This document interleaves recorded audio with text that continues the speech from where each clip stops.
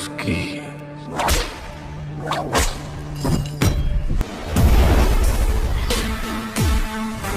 He's a cobra. Urumari, Urumari. What's the purpose of your tree?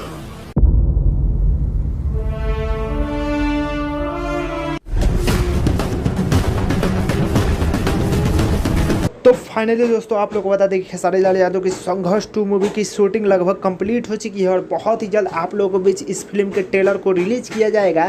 Finally दोस्तों आप लोग को बता दें कि इस फिल्म के फर्स्ट लुक को जारी कर दिया गया है, जिसमें आप देख पा रहे होंगे खेसारी लाल यादव बहुत ही ज़बरदस्त लुक में दिखाई पड़ रहे हैं और बहुत ही जल्द आप लोग के बीच ट्रेलर भी आने वाली है। तो तैयार हो जाइए क्योंकि इस बार गर्दा उड़ जाना चाहिए भैया। और आप लोग को बता दें कि ये बहुत ही बड़े बजट की फिल्म होने वाली है, तो इस फिल्म को ज़्यादा से ज़्यादा प्यार दुलार देना है। मिलते हैं किसी नेक्स्ट वीडियो नेक्स्ट टॉपिक के साथ, तब तक के लिए बाय बाय।